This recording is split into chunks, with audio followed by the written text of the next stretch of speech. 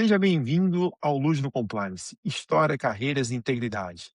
A gente conversa sobre trajetórias, decisões e integridade na prática. Eu sou Márcio Luz, hoje estou com João Paulo Martinelli, doutor e pós-doutor em Direito, advogado criminalista, consultor, parcerista e com atuação em Direito Penal Econômico e Compliance Criminal. Também possui certificação CANS e uma agenda forte conectada com conformidade, prevenção da lavagem de dinheiro, inteligência artificial e criptoativos.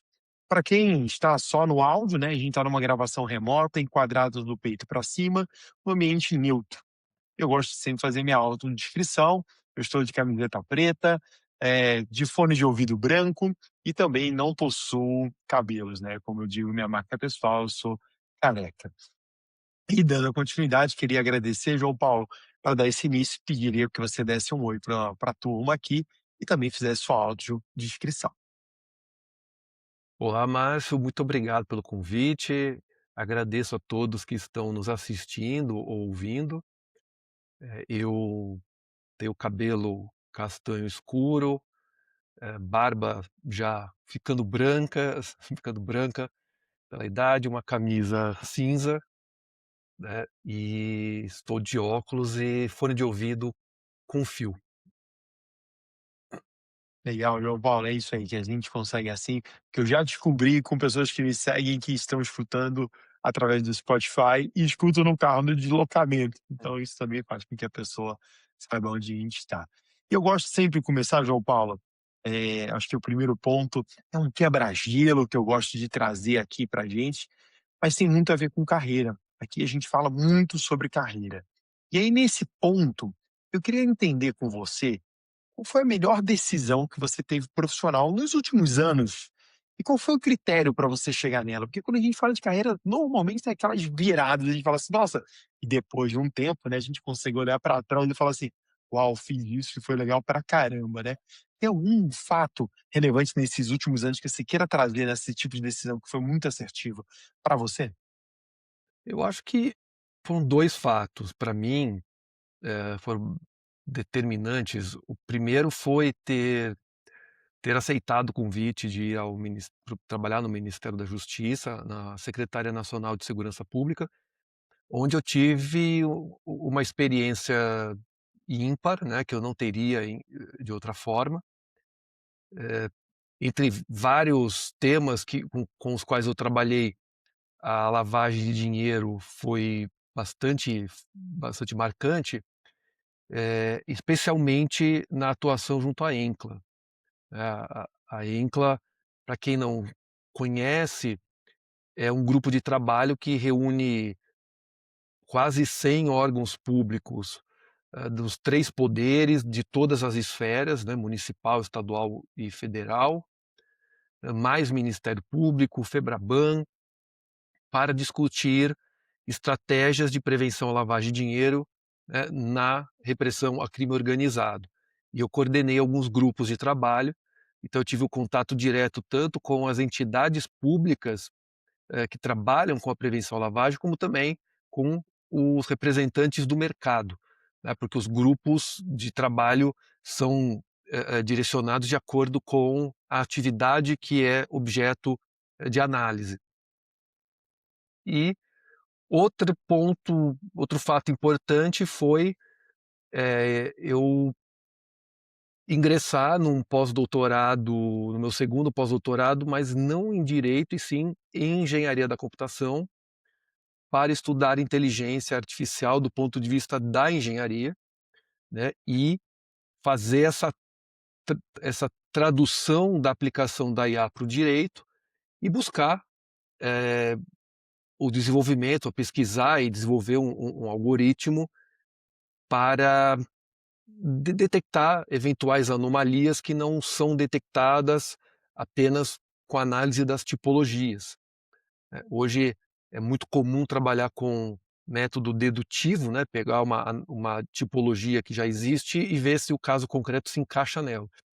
E no meu caso que o algoritmo desenvolvido é para fazer o caminho reverso, é análise de dados não rotulados para buscar, para detectar eventuais anomalias. Então acho que foram os 2 pontos, mais importantes da carreira nos últimos anos. E sabe, João Paulo, quando você fala, a gente traz para frente, né, assim, essa questão da IA, né, é impressionante, como ela entra na temática nos últimos anos, né, eh, do dia a dia das pessoas, dos profissionais que passam por aqui, tá, João Paulo? A gente já teve algumas gravações antes, e eu vejo cada um de um jeito, cada um de um lado, né, não tem certo e errado, né, e é muito legal isso, cada um indo para um lado de estudo, a gente estava nos bastidores inclusive, falando aqui um pouco sobre soluções e de como a Uhum. gente tem utilizado no nosso dia a dia a inteligência artificial, mas é isso, e você fazendo um segundo pós-doutorado em engenharia, né, e falar de inteligência artificial por ali, com certeza um outro universo que você também está trabalhando, né, estudando ali para trazer ali para o universo do dia a dia profissional das pessoas. E o primeiro ponto que você trouxe, pô, Secretaria de Segurança Pública ali, e também falar especificamente, ele trabalha junto com a INCLA, né, é um trabalho, com certeza deve ser uma experiência muito rica, e ao longo desse tempo, né, que você teve ali, porque coordenar grupo de trabalho, muitas coisas acontecem ao longo do ano com diversas esferas, e assim, deve ser um conhecimento que fica para você, né, obviamente, né, mas, e saber o quanto isso impacta, né, no na sociedade. Às vezes as pessoas nem imaginam, né, mas quanta coisa é feita ali dentro e da seriedade do grupo com as outras pessoas que trabalham, né, ali ativamente dentro da INCLA, e sei do trabalho árduo que é anualmente ali feito, com as pautas discutidas e implementadas. Muitas coisas são implementadas através dos grupos de trabalho que são feitos ali dentro. Então é muito bom a gente ver o mercado, e capitaneado ali pelo governo, né, vamos chamar assim, para esse grupo de trabalho realmente a gente conseguir implementar. Eu não tenho dúvida que realmente deve ser uma chave nesses seus últimos anos.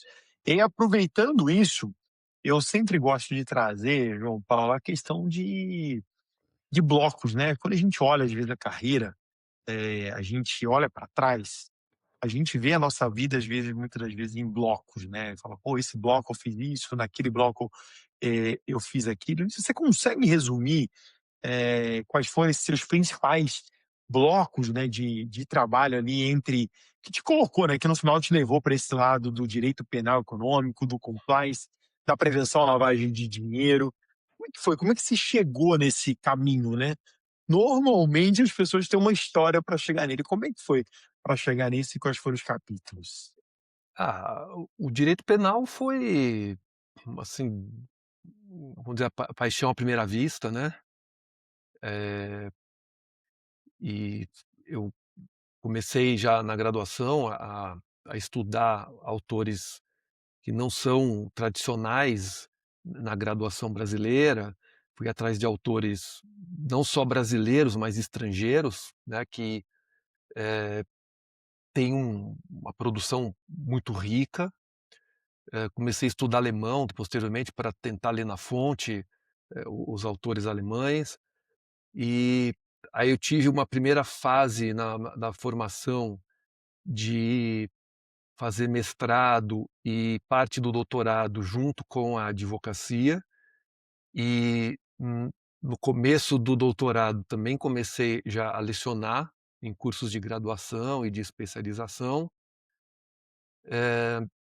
Tive um período, de um ano, fazendo pesquisa na Universidade de Davis, na Califórnia, para o doutorado. Aí eu comecei a focar um pouco mais na pesquisa, no trabalho doutorado e um pouco menos na advocacia para terminar minha tese. O pós-doutorado em direitos humanos em Coimbra veio logo em seguida, né, isso ainda bastante jovem, solteiro, sem filhos, então eu tinha todo o tempo, né, exclusivamente para mim. Depois veio um período em que eu fui professor concursado na Universidade Federal Fluminense, no Rio de Janeiro, passei 5 anos lá, até retornar a São Paulo para advocacia, onde eu também, continuei lecionando, né, passei por escritórios grandes que têm uma vasta gama de áreas de atuação, e o penal era um desses setores, como também passei por escritórios chamados boutique, né, que são aqueles escritórios altamente especializados numa uma única área. E ali comecei a pegar o gosto pelo compliance, porque começava a imaginar, ao analisar inquéritos e processos, tudo aquilo que poderia ter sido evitado se pequenas coisas fossem feitas no âmbito da empresa, na conduta do empresário, do dirigente de empresa. E quando eu vou para o Ministério da Justiça, aí, eh, eu me matriculo na pós-graduação da PUC Minas, que é online, né, como eu estava sozinho ali durante a semana, sem a família, aproveitava as noites para assistir às aulas e fazer as avaliações. Para eu me pra eu entender, né, melhor, né, aquilo com que eu estava trabalhando, e também fiquei apaixonado pelo compliance, pela prevenção à lavagem, principalmente no âmbito criminal, né, porque como eu venho da advocacia criminal, né, costuma dizer que o a responsabilidade penal pela prática de um crime é o oposto do compliance. Então, eu comecei a trabalhar nos 2 opostos e consegui enxergar, né, como advogado criminal, o que é que pode ser melhorado no compliance e certas situações que o programa de compliance não abrange, né. Como a gente ia falando nos bastidores, há programas de compliance ótimos para proteger a empresa, mas não protege a pessoa física. Então tem diretor que acaba sendo indiciado numa investigação criminal, se torna réu de uma ação penal e questiona: "Mas o meu programa de compliance é muito bom, né, a empresa nunca teve problemas". Sim, a empresa está protegida, mas o dirigente não. E participando, né, de eventos, eu acabei conhecendo a Acans, né, e fiz até, conversando com você numa ocasião, eu fiz a certificação, eu estudei durante um período aí para fazer a certificação e consegui.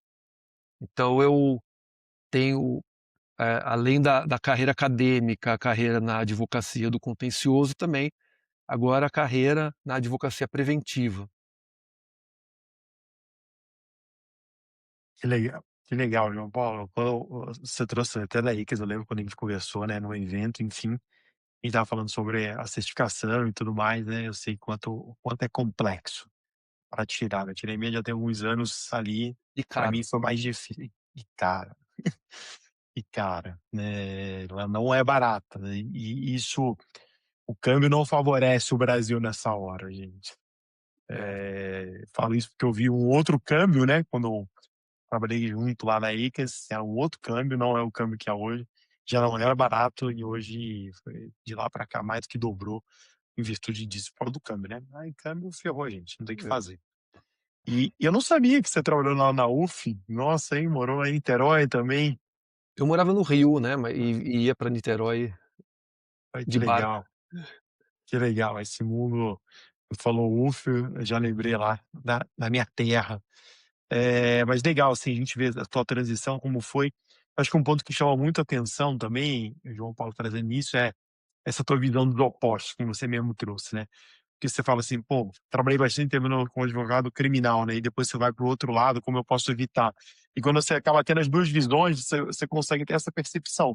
Até por isso, você consegue perceber que, às vezes, um programa de compliance, ele pode estar mais protegendo a empresa e talvez desprotegendo, né, o próprio colaborador, né, vou chamar assim. É. E, enfim, então é um olhar que talvez eu não tenha, não consiga chegar nesse nível, porque você vê os 2 lados, né, a parte criminal e a parte de compliance, né. Essa é um ponto interessante, né. Na própria ENCLA e na análise de projeto de lei, que uma das minhas funções era fazer a análise jurídica de projeto de lei envolvendo segurança pública, eh, eu tinha aquela visão, né, de olhar e e enxergar algumas vulnerabilidades, alguns pontos que quem está na administração pública às vezes não enxerga. Porque tem aquele caminho, né, de analisar o fato, ver se tem uma irregularidade, qual é a norma que aplica, mas, o advogado criminal que tem aquela visão de saber de buscar qual é a vulnerabilidade que eu vou encontrar, a lacuna que eu vou encontrar na lei para salvar ou pelo menos melhorar a condição do meu cliente, né. E aí eu enxergava e falava: "Olha, isso daqui, para, a persecução penal, para a investigação vai ser, um impeditivo se, eh, o investigado for por um caminho um pouquinho diferente do que está na lei, então precisa incluir isso aqui". Eh, na ENCLA, nas reuniões, e percebia que alguns segmentos do mercado, infelizmente, não têm preocupação com compliance, né, e por isso até que são apontados pelo GAFI como, eh, áreas vulneráveis para lavagem de dinheiro. E aí eu vou entendendo, né, por quê? Qual é a com a eu vejo como certas omissões, né, de alguns segmentos da economia colaboram para a prática de lavagem de dinheiro, porque eu começo a enxergar ali como que um lavador faria para conseguir lavar dinheiro por meio daquela atividade econômica. Então, essa experiência dos 2 lados para mim é muito importante. É, você consegue ver as brechas, né, e você ainda viu lá no outro lado nas discussões de alto nível, né, trazendo ali, por exemplo, o GAFI, uma discussão de alto nível que vê aonde tem as fragilidades, você começa a entender onde realmente tem fragilidade e, enfim, né, é um tema complexo e acaba acontecendo, né. E acaba realmente acontecendo, porque quem quer lavar dinheiro também entende sobre a lei, também entende as fragilidades para tentar utilizar disso, infelizmente, eu falo lado negro da força, né. E vai ter o pessoal trabalhando pro lado da luz ali para conseguir realmente, conter, né. E eu queria te aproveitar esse ponto, a gente está discutindo aqui, ainda na tua carreira, você eu percebo quando você traz a sua carreira, você traz num lado de buscar sempre muitas outras coisas e não só o direito, né. Então, você traz ali tudo bom, primeiro eu tô fazendo agora pós-doutorado também com engenharia focada em IA, né, então você vê que sai além do que realmente você faz. E o que esse repertório você vê de fora do jurídico ali, que realmente te ajuda no teu dia a dia, quando você conduz nos teus trabalhos, né, como advogado e tudo mais dentro do mercado. Como é que você vê que esse conhecimento fora do jurídico te apoia nas decisões na tua carreira?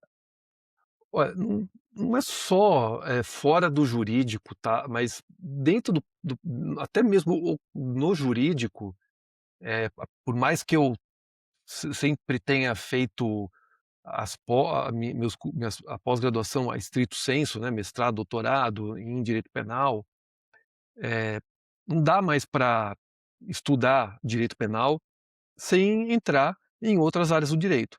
Então a gente precisa entender, conhecer o direito constitucional, o direito administrativo, eu sempre revisito o direito administrativo para lembrar de conceitos, para entender o funcionamento da máquina pública, para poder, até para entender, por como funciona, qual é a engenharia de um crime, de licitação, um crime contra o sistema financeiro. Eu preciso conhecer as normas administrativas para entender o próprio contexto do crime, né, não dá mais para estudar direito penal apenas com base nas leis penais, nos conceitos penais, né.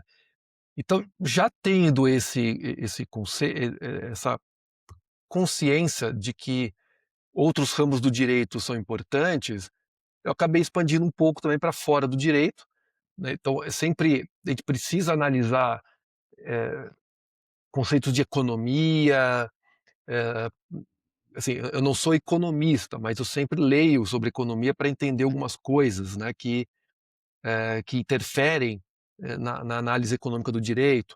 No caso da inteligência artificial, isso ajuda muito, saber o que é um algoritmo, como funciona, né, o algoritmo é uma função matemática linear, como é que funciona, qual é a estrutura dele, os tipos de algoritmo, para eventualmente, apontar a responsabilidade pelo uso indevido desse algoritmo, né, e não adianta só falar: "Ah, a culpa é do algoritmo, o algoritmo foi usado", mas o que é algoritmo, né?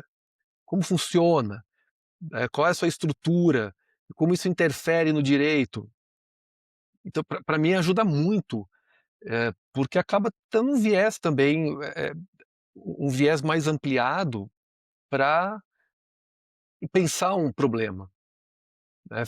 Ficar muito focado numa determinada área do conhecimento acaba restringindo a capacidade de analisar o problema, considerando que cada vez mais os ramos do conhecimento se misturam, né. Então, eh, isso ajuda a analisar um problema de uma maneira mais ampla do que simplesmente olhando a lei pura e simples.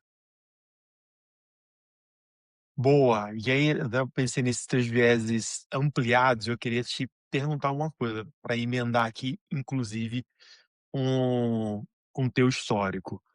Eu sei que você cria, né, você é escritor, tem vários livros também que trazem ali da parte prática, então tem todo esse lado também falando de compliance, também compliance criminal, tem a parte de PLD. O que você percebe ainda, e aí eu vou sair do lado acadêmico, você olha lá para as empresas, no teu dia a dia, olhando os clientes e tudo mais, que ainda é mal compreendido quando chega essas conversas de compliance, de prevenção à lavagem de dinheiro, lá na empresa. Como é que é a tua percepção sobre isso? Ainda há empresas, no Brasil que não entendem a importância do compliance e da prevenção à lavagem, né, aqui falando o compliance em sentido amplo e especificamente no compliance criminal. Ainda tem um pouco daquela cultura de pagar para ver, né, assim, se tiver algum problema, aí eu vou atrás de um advogado, vou atrás de um profissional para me ajudar. Eh, não tem aquela preocupação da reputação da empresa, dos problemas que podem, eh, advir da falta de um programa de compliance, se essa empresa quiser ter negócios no exterior. A gente tem hoje a diretiva da União Europeia de prevenção à lavagem de 2024, é uma diretiva extremamente muito rigorosa, e fica muito claro que não adianta ter o acordo comercial Mercosul-União Europeia se as empresas do Mercosul não estiverem em conformidade com as regras da União Europeia, porque elas não vão poder negociar na União Europeia, né. A empresa europeia vai sofrer sanção se tiver algum tipo de negócio com a empresa brasileira que não estiver em conformidade. Então, eh, em muitos casos tem que vir o enforcement de fora do Brasil, para que as empresas percebam a importância da prevenção, de ter um programa de compliance que realmente funcione e não seja apenas, algo decorativo para dizer que tem, tá. Infelizmente, há empresas que são muito sérias, empresas que investem de maneira maciça, assim, gastam tem uma parte do seu orçamento já destinado a compliance, outras que não têm condições de ter uma estrutura própria de compliance, mas terceiriza, de alguma forma tem, ao menos um programa, né, e alguém que fiscalize a execução desse programa, eh, coisas simples que podem resolver muitos problemas, né. Então, eh, ainda há essa resistência, nós não temos ainda uma cultura de compliance tão difundida no empresariado brasileiro. Ô, João Paulo, olha que você fala de resistência, você trouxe aqui, eu lembrei, trazendo no dia a dia aqui, como é um bate-papo é impressionante, né? A gente está agora nesse ano, tendo ali a entrada da NR1, entra, não entra, e eu escuto, tá, João Paulo? Eu escuto isso. Vou esperar acontecer, depois a gente vai ver como é que vai ser a fiscalização, tô sem pressa, às vezes uma solução XPTO, né? Ah, não, às vezes só uma multa aqui, cara, é mais barato que eu pagar 12 meses disso. É, e é isso, né? Não tá preocupado com a reputação. E quando você traz negócio no exterior, por um lado a gente tem um lado bom, né, o Brasil é um país continental. Então, talvez uma boa parte dos empresários, eu falo como empresários mesmo, às vezes não pensa no negócio lá fora, né, João Paulo, não pensa como fazer o negócio no exterior, fala: "Pra quê? Não, tô pensando como sair daqui do sei lá, de São Paulo, do Rio, de Minas, vender lá no na região norte do Brasil, vender para o sul, como eu vou", e tá pensando só no Brasil, e fala assim: "Ah, não se preocupa com outras diretivas". Acho que as pessoas ou empresários que pensam muito focado até em tecnologia, acaba pensando globalmente, né, outros produtos, ele acaba olhando esse outro lado. Pô, você tem forças reguladoras globais que vão fazer você exigir ter algumas coisas, e assim, diferente, algumas coisas, são tão fortes que vão prejudicar ou você não vai realmente vender teu serviço ou teu produto para aquele país, como, por exemplo, você trouxe ali da própria União Europeia. E acho que um outro ponto que você trouxe também que eu vejo aqui, é às vezes é difícil as pessoas que estão sentadas, não estou nem falando que tenha compliance, mas estou falando como o dono da empresa. Sei lá, empresa de 300 colaboradores, tem lá seu gestor de RH, gestor jurídico, muitas das vezes, mas fazer um programa que seja simples, pegando a sua palavra, mas que seja usual para aquele cenário. Não dá para a gente comparar uma empresa de 300 colaboradores com uma outra, sei lá, de 100.000 colaboradores, 50.000 colaboradores, é uma outra realidade. Até de governança em tudo que tem que ser feito ali dentro, independente do setor que ela atue. E acho que essa decodificação, né, às vezes, da minha visão, às vezes dá uma travada no empresário, né. Ele fala: "Opa", ele já fala: "Não, vou esperar ver o que vai acontecer", mas na verdade ele tem às vezes tem que ter medo, eu acho que tem que ser algo complexo, e e e ele tem que ser de acordo com o mercado, que ele atua e do tamanho que ele está.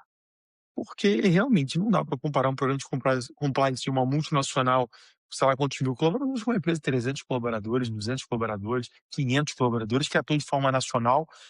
E aí a gente vale ressaltar, né, trazendo um pouco, desculpa ser técnico aqui para o pessoal, mas qual mercado que eu atuo? É público e privado? É só público? É só privado? São cenários e riscos completamente distintos, né. Então a gente tem que entender isso tudo para fazer um programa que eu brinco é que pare de pé e que faça sentido para o negócio dele, né. Então, acho que essa é uma luta, né, João Paulo. Isso, por isso que a abordagem baseada em risco, né, é muito importante para entender os vários aspectos que envolvem uma atividade econômica, para ver qual é o risco e a necessidade de compliance. Claro, você pegar uma pequena tecelagem familiar, com 3, 4 funcionários, você não pode exigir um programa de compliance de uma multinacional que produz roupas, né, que terceiriza, o serviço e pode ter até trabalho escravo envolvido, então tem que ter um trabalho muito maior, né, para saber quem é que foi contratado para realizar o serviço. Então, por isso essa abordagem baseada em risco é importante, né, até mesmo por parte dos órgãos públicos ao exigir um programa de compliance, das empresas. E a própria administração pública também precisa ter um programa de compliance, né. A gente Sim, fala assim, o se eu pra eu abrir uma conta no banco, o banco vai revirar a minha vida para ver se tem alguma coisa errada, né. Agora a prefeitura, o governo do estado, a União, para firmar contrato com uma empresa, para liberar um alvará de funcionamento, simplesmente olha ali no sistema alguns dados e autoriza, né. E tem que lembrar, se um posto de combustível, uma construtora é usada para lavar dinheiro do crime organizado, quem autorizou o funcionamento daquele posto de combustível? É a administração pública. Quem deu o alvará para construir aquele prédio? A administração pública. Então por que que não foi feito um programa de conheça seu cliente, né, transportado para a administração pública, para saber se aquele empresário é um laranja ou não é, se aquele posto de combustível realmente é quem é o beneficiário final daquele posto de combustível. Então, é preciso ter, um investimento também da administração pública em programas de compliance, porque senão, pô, vamos enxugar gelo, não adianta só, considerar a segurança pública como um problema de polícia, né, dar arma para a polícia, eu conversei com vários prefeitos na época que eu estava lá no Ministério da Justiça, prefeitos que vinham pedir dinheiro para comprar arma para a guarda municipal. E eu questionava: "E problema de compliance, né? Vocês têm um programa mínimo para evitar que empresas lavem dinheiro no seu município?" O pessoal nem sabe do que se trata, né, porque o importante é autorizar, recolher o tributo devido, e não interessa se é dinheiro do crime organizado, se não é, a cegueira deliberada, né. Então, é preciso também essa análise baseada em risco, também na administração pública, para contratar. Olha, João Paulo, você trouxe uma abordagem bem legal, porque às vezes realmente, né, passa por várias empresas, várias administrações públicas, né, dá um alvará e tudo mais, abriu o CNPJ, junta comercial, enfim, tem tanta coisa envolvida, né, tantos entes envolvidos que às vezes, o que está pensando é só na administração, às vezes pensa nos impostos, às vezes pensa no emprego gerado, pô, legal, o Odô aqui tem 30, 40 funcionários, 300 colaboradores, enfim, quando você pensa em uma construtora, você facilmente tem muita gente envolvida, né. Eh, e às vezes não feito essa diligência, né, mas é um ponto. E eu acho que outro ponto que também, aí eu vou vir para meu viés, eu não sou nunca trabalhei na administração pública, né, então você traz seu viés, eu vou trazer o da privada, é que às vezes também a gente não pensa no com quem a gente está se relacionando, né, dentro da própria ou cadeia de fornecedores, ou na própria cadeia do seu cliente, fala assim: "Pô, mas não tem nada evidente ali. Pô, mas será que eu quero ter um cliente meu que possa estar fazendo alguma coisa, eu do mesma forma eu estar também apoiando isso, né, porque no final, você acaba estando todo mundo junto ali, né, uma empresa que esteja lavando dinheiro, ele compra software, ele usa contador, ele assim, não tô pensando, ele usa muitas outras empresas, né, às vezes bandeiras conhecidas, né. Você falou em imposto de gasolina, pode é uma bandeira conhecida, né, e passa naquela bandeira conhecida, naquela distribuidora conhecida, enfim, tem muitas coisas. Pensa na construção civil, ele compra produto de alguém, ele compra tijolo, ele usa concreto. Será que essas empresas pensaram que eles estão entregando o próprio material? Então, no final, às vezes a gente está pensando só no faturamento, faturamento, faturamento, faturamento, né. Eu vim da área comercial, né, João Paulo, e especificamente para instituições financeiras, e a gente sempre teve, né, os serviços financeiros, num contexto geral, eles sempre teve essa preocupação, mas também não dá para jogar toda a responsabilidade dentro do serviço financeiro para localizar ali, né. Então tem várias outros lados que também a gente consegue localizar e se relacionar, mas você trouxe alguns viés que eu realmente, particularmente, eu também não havia pensado. Eu vou dar uma viradinha aqui pensando em carreira ainda, voltando aqui para também carreira, com integridade, e eu queria saber de você, aí vou olhar o João Paulo na tua carreira. Teve alguma decisão que você profissional, que você olhou lá que parecia ser arriscada para aquele momento, né, e às vezes, vou ser muito sincero, às vezes fala assim: "Pô, vou para aquele lugar, eu vou para esse aqui", é um Y, e você não sabe para que caminho vai, né. Eu brinco, né, porque eu saí da serviços financeiros, eu estava na Western Union, antes de vir pra Akins, e eu fui para um outro caminho quando eu vim trabalhar na Akins, né. Quando eu fui lá em 2019 trabalhar na Akins. E foi um Y na minha vida, se não tivesse ido lá, a gente nunca tinha se conhecido nesse mercado. Eh, Teve alguma coisa na tua vida profissional, né, que você falou: "Caramba, eu fiz um Y aqui, tomei essa decisão, parecia ser arriscada para aquele momento, mas mudou o teu caminho que você seguiu?" Eu acho que foi a ida para o Ministério da Justiça, né, porque eu estava já com a vida estabilizada em São Paulo, com a advocacia, com a docência, e foi foi uma saída da zona de conforto, né. Eu tinha que pra Bra eu como eu deixei minha filha, minha mulher aqui, então eu ia e voltava toda semana, pagando do bolso, eu tinha que arrumar um lugar para morar lá, eu tinha que me virar, né, com tudo, né, desde lavanderia, supermercado, eu tinha que tocar a vida sozinho, né, e trabalhar numa área que não na qual eu não tinha experiência. Eu tinha sido servidor público, mas não trabalhando diretamente na administração pública, né, como professor na universidade eu era puramente técnico. E então, eu achei que era arriscado, falei: "Poxa, de repente eu vou jogar tudo para cima, vou ficar aí 2, 3 anos longe do mercado de trabalho, e quando eu retornar eu vou ter que começar do zero, mas alguma coisa dizia que ia valer a pena, né, que eu ia aprender muito, que eu ia ampliar meus horizontes, porque eu estava numa situação realmente de enxergar, ah, a a política pública do plano macro, né, em nível de Brasil. Eu estava muito preso a São Paulo, que com todo respeito aos demais estados, né, é é um estado que tem um orçamento enorme, a cidade de São Paulo tem uma infraestrutura muito diferente, nós temos cidades do interior de São Paulo, no interior aqui, que tem uma infraestrutura melhor que muitas capitais. E aí eu comecei a ver os problemas do Brasil, né, os diversos Brasis, e e aí eu comecei a questionar como é que vamos falar de prevenção à lavagem de dinheiro, se em determinado estado a polícia civil tem 50% do efetivo, não consegue preencher vagas porque, ali o salário não é condizente com a necessidade, né, do profissional, o a não há investimento em tecnologia para fazer análise de relatório de inteligência financeira.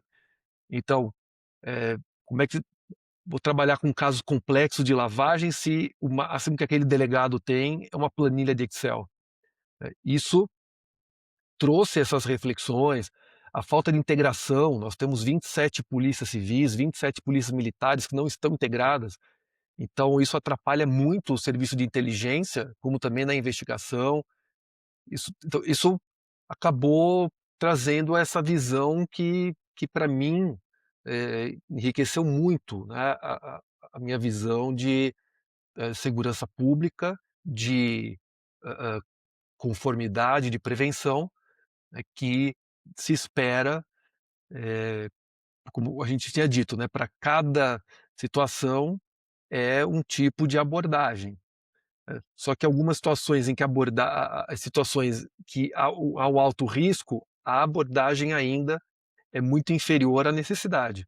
Então foi foi importante, porque daí quando eu retorno, né, eu tinha prometido para mim que eu ia tirar um mês de sabático, eu ia ficar um mês descansando, mas logo na primeira semana já veio aí uma conversa com um amigo para prestação de uma consultoria, depois vai com outro, o outro vai chamando, né, e acabou que deu mais certo do que eu imaginava, né. Eu resgatei os meus antigos contatos, amigos da carreira, que agora me veem, né, nem tanto mais como um concorrente, né, não, eu não sou um concorrente, mas alguém que pode ajudar por meio de um parecer, por meio de uma consultoria, no caso de um acordo de leniência, fazer análise do acordo, o plano de execução do acordo. Então para mim foi bem interessante, talvez se não fosse essa experiência no Ministério da Justiça, eu ainda estaria predominantemente no contencioso e fazendo aquele trabalho de compliance mais superficial, né, por não enxergar, porque eu não enxergava exatamente, né, como funciona a administração pública e as exigências que a administração pública faz para a elaboração desses acordos. Aí vamos falar, e realmente é uma coisa difícil, né, porque quando você aceita uma ida, né, um trabalho, não importa qual, nesse caso se eu for o ministério, mas, eh, é uma incerteza, né. A gente vai lá, é uma incerteza do que vai acontecer, quanto tempo eu fico, o que que vai acontecer naquela jornada.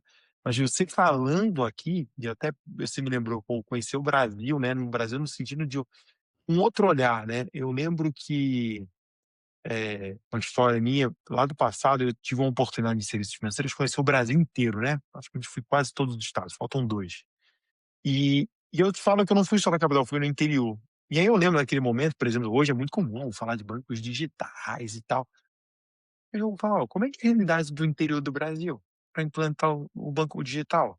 Se você não tem os bancos, nem sei como é que está hoje, né, já se passaram mais de 10 tem mais ou menos 10 anos, A tecnologia evoluiu, mas não sei como está também no interior, porque São Paulo é uma realidade, você mesmo trouxe, o interior de São Paulo, falou assim, é um outro mundo, comparado às vezes com outros estados aqui inteiro.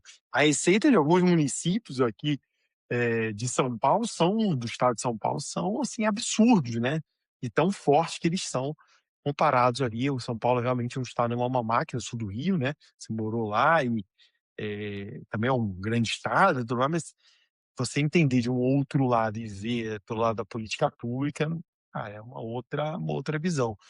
E às vezes, eu faço esse paralelo porque eu também olho para trás, né, e quando eu vejo, eu falo assim, até pouco tempo atrás eu não falava, as pessoas talvez nem você sabe, né, João Paulo, eu sou técnico em processamento de dados, né. Você fala: "Pô, você foi técnico lá nos anos 90, né". Mas aonde essa história toda conecta, né. Pô, e hoje trabalho numa empresa de tecnologia. Você fala, como a vida é, porque querendo ou não você vai encaixando isso, o teu conhecimento no teu repertório atual. Isso vai te ajudar de alguma maneira. Mas na hora da tomada de decisão, às vezes não é bem assim, né, quando a gente olha em carreira, pô, vou ou não vou, imagina você falando com a tua esposa, o que que eu faço, né, você tem a filha, tem que ir lá, alugar um apartamento, viver uma vida lá mais solo, né, mais sozinho, e voltar toda semana para estar com a família, eu tenho certeza que deve ter sido, por um lado profissional muito legal, mas por um lado pessoal também bem complexo, porque você trouxe na nossa conversa, né, você mesmo estudou, aproveitou esse tempo sozinho, né, que você ficava sozinho ali dentro da tua casa, no teu apartamento que você morou, estudando, né, aproveitou para fazer o curso lá na PUC Minas, para poder te enriquecer um pouco mais. Fez aí que nesse momento que você também estava trabalhando lá, eu não tenho certeza que foram horas ali feitas de estudo ao longo dessa tua jornada. E além desse momento, né, que você eu queria até pegar esse, eu acho que talvez o Ministério da Justiça seja o mais algo que você está falando agora aqui mais recente. Teve algum aprendizado específico dentro da nossa área aqui que te chamou a atenção? Eh, eu estou falando mais até mesmo do teórico com o prático, né, que te chamou a atenção, falou assim: "Pô, Márcio, nesses 2 anos, pô, eu aprendi isso aqui foi muito legal, e realmente eu tenho visto que foi bem diferente". Você falou um pouco de política pública, mas consegue compartilhar um pouco aqui pra gente? Eu aprendi que sem asfixia financeira não se combate crime organizado. E, infelizmente, há uma resistência muito grande por parte do Congresso, né, no aperfeiçoamento das normas de prevenção à lavagem, na própria estruturação do COAF, no destino de recursos para o COAF, para a CVM. O Congresso foca muito em aumento de pena para furto, roubo, tráfico de drogas, mas e o colarinho branco, né, os crimes contra a administração pública, licitação, lavagem, como é que fica, né, a concretização dessa prevenção, né, sem ter, projetos de lei que abracem a causa. Então eu percebi o seguinte, que, eh, a gente tem um congresso, não claro, existe um ou outro deputado, senador ali que levam a sério, mas principalmente aqueles que ficam batendo na mesa, bravos, né, não querem resolver o problema da criminalidade, porque a violência é um produto que gera voto, a violência é um produto que gera dinheiro, porque muitos ali têm empresa de segurança privada, e quando fala alguma coisa de lavagem de dinheiro, parece que o pessoal se esconde. Eu digo isso porque na apresentação do projeto de lei antifacção, que não é esse que foi aprovado, o foco era a asfixia financeira do topo da hierarquia, né, da organização criminosa, e incluía o projeto incluía organizações, inclusive, que não eram violentas, mas que lavavam dinheiro para essas organizações violentas, né. Ou organizações criminosas que não trabalham com não usam arma de fogo, mas trabalham com desvio de recursos públicos, com corrupção. Então é isso que eu aprendi, né, eu já tinha essa desconfiança, mas agora eu aprendi mesmo na prática que, para enfrentar organizações criminosas, a gente precisa ter inteligência, precisa ter um aparato de inteligência financeira que infelizmente, nós não temos. porque não é de interesse, de uma grande parte, de quem está na administração pública, principalmente no legislativo federal. É um tema complexo, né, falar disso, né, mas eu entendi teu ponto, né, asfixia financeira e, bom, eu vejo algumas séries, uma delas é Operação Fronteira. E quem não viu, passa aí na só dar uma gugada, você vai achar. E a Operação Fronteira fala muito sobre asfixia, por mais que traga a realidade, né, são alguns episódios gravados, né, junto com a Polícia Rodoviária Federal, trazendo e o quanto a inteligência, né, eles falam muito da inteligência, e não estou aqui para falar o que se é certo ou errado, se a inteligência é boa ou não é, não estou aqui para trazer isso, estou trazendo os episódios, né, especificamente aqui, e é um recorte sobre isso. Mas ele fala nos episódios exatamente sobre asfixia, João Paulo, sobre asfixia financeira, principalmente quando tem grandes apreensões e são pegas ali, porque aquilo tem um impacto na economia da lavagem, do narcotraficante, enfim, coisas assim do tipo, né. Então traz esse outro lado. Mas também a gente não vê exatamente nas empresas, né, que fazem todo esse ecossistema, porque de alguma maneira o dinheiro ilícito ele entra no mercado lícito. E acho que é aí, quando você vai vendo as camadas, e principalmente camadas, a gente vai vendo que isso vai entrando, vai entrando, vai entrando, e quando às vezes está na terceira, quarta camada de empresa ali, e às vezes essa empresa faz muitos negócios com muitas coisas e a gente não faz nem ideia que por trás, não estou falando que por trás dela, mas ela faz negócios com empresas que estão com dinheiro sujo, né. E essa é uma preocupação. Às vezes, quando a gente não para pensar, João Paulo, uma reflexão eu vou trazer para quem está nos escutando e nos vendo. A gente vai vender um imóvel, será que a gente está pensando em quem está comprando esse imóvel? Eu não estou nem falando de dinheiro vivo não, tá, porque, chama atenção e tal. Eh Mas será que isso tudo por trás, né, de quem está comprando o teu imóvel, você pensou em quem para quem você está vendendo? Será que isso não veio uma origem duvidosa? Será que faz isso, né? Será que olha, faz um screening, né, real de quem faz? Não estou aqui para julgar ninguém, mas eu aconselho sempre, né, você vai fazer negócios, eu não quero estar o meu CPF, João Paulo, atrelado a nada de errado. Então se eu for vender um bem, eu preciso de alto valor, né, eu quero saber para quem eu estou vendendo antes de eu tomar essa decisão da venda, por mais que às vezes seja atrelada ali a algo importante. Porque depois, né, é 2 palitos fazer assim, aparecer numa operação, isso não tem nada a ver, né. Você não tem nada a ver com isso, você pode aparecer numa operação. É um pequeno detalhe. Eu tô olhando aqui o tempo, como eu falei para você, o tempo vai assim, vai muito rápido quando a gente tá conversando aqui, né. Então eu já vou vir meio que pra pergunta meio que já indo para o finalzinho aqui, e eu gosto de sempre terminar com o lado de dica mesmo, né, de carreira, sobre carreira, né. E eu queria pensar, eu conheci, né, acabei não falando nisso, mas eu conheci você dando aula, né, foi assim que a gente começou, se conhecendo numa instituição de ensino, foi ali que a Sim. gente acabou se conhecendo, tendo as nossas primeiras interações, profissionais ali, e eu sei que você lida com muitos alunos, né, ao longo da tua jornada, não é só esse lado, você também tem muitos alunos.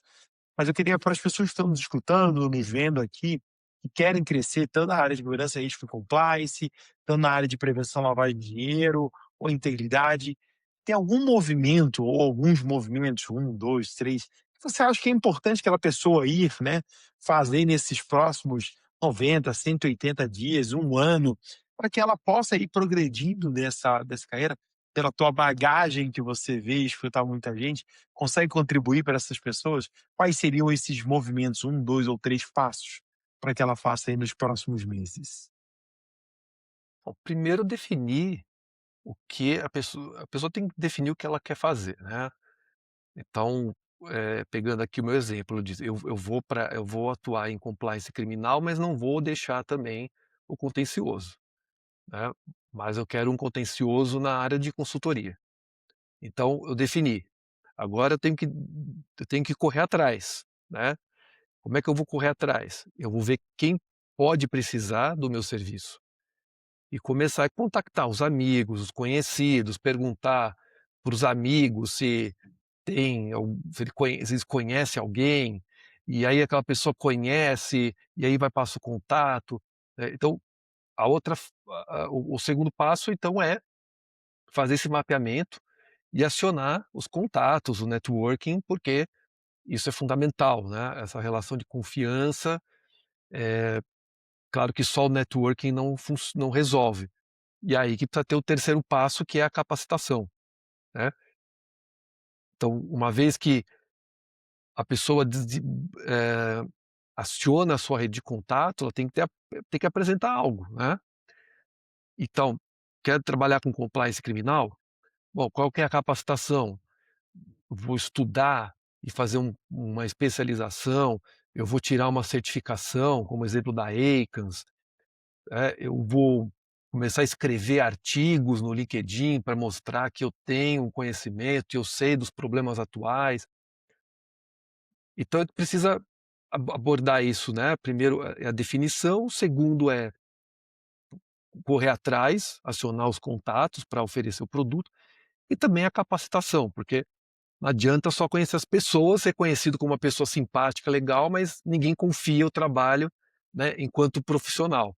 A gente já conhece, provavelmente você também conhece pessoas muito legais, muito simpáticas, mas você não recomendaria o seu trabalho profissional, porque sabe que aquela pessoa ali não é muito dedicada, né.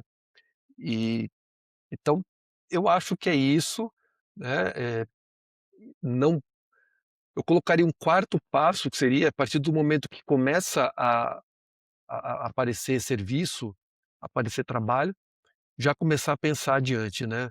Até quando esse trabalho meu vai ser interessante, o que é que está por vir, quais são problemas que podem surgir com novas legislações, com inteligência artificial, com as alterações legais, né, com os tratados, enfim, tudo a gente tem que sempre procurar buscar problemas que podem surgir, né, no decorrer do tempo, para já tentar se antecipar e oferecer esse produto, porque hoje a tecnologia muda tão rapidamente, que fica difícil, né, uma atividade ser essencial por 1 ano, 2 anos, né, atividade intelectual aqui, né.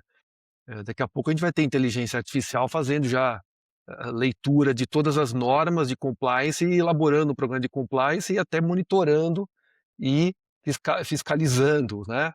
Eh, Daqui a pouco a gente vai ter canal de denúncia, que a IA vai receber a denúncia e vai encaminhar para a pessoa certa, para o departamento correto.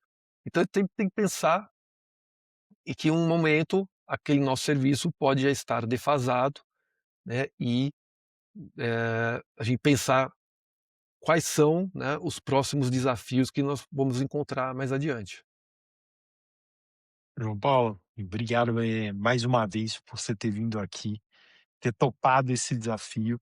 Esses 4 passos que você trouxe, eu sempre falo de uma outra forma, mas também eu vejo esse lado, mas acho que um ponto, fundamental do que você trouxe, a confiança. Gerar confiança no nosso mercado que a gente atua, ele é extremamente também importante.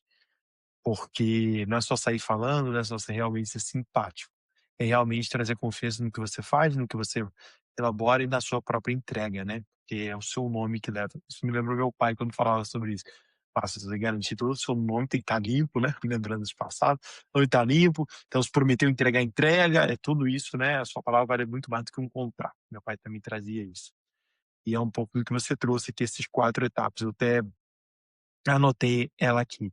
Mas voou esse tempo aqui, João Paulo. Foi muito legal essa nossa troca, esse conhecimento, de conhecer um pouco mais, sobre a tua carreira, você trazer um pouco da sua prática. Eu queria trazer agora para você trazer sua frase final, fazer teu encerramento, e aí vai voltar aqui para mim, e aí eu faço o encerramento oficial aqui do nosso podcast, nosso episódio. Olha, que eu posso dar de dica, é que ninguém pare de estudar, ninguém fique numa zona de conforto, né. A gente sabe que, eh, o mundo está passando por transformações cada vez mais rápidas e, eh eh, quem ficar numa zona de conforto e entender que já está estabilizado no mercado, vai perder o lugar, né, ou por pessoas que já estão em atividade ou aquelas que vão aparecer com uma outra cabeça, uma nova geração, que então é importante, né, nunca se acomodar, nunca achar que as coisas estão bem, né, porque as mudanças do mundo, estão cada vez mais rápidas. É isso aí. Obrigado, João Paulo, mais uma vez. Se a gente queria agradecer, além do João Paulo, você que ficou aqui com a gente até esse final. Se realmente esse episódio te trouxe algum insight, compartilhe com alguém, marca uma frase que te impactou, pode me marcar, marca o João Paulo. Fique à vontade. O Luxo de Compliance ele continua nos próximos episódios, ao longo agora dessa temporada de 2026. Você encontra ele também nas principais plataformas, tanto no YouTube como também ali no Spotify. Segue o programa, ativa as notificações e a gente se vê no próximo episódio. Até breve, pessoal. Tchau, tchau. Até mais.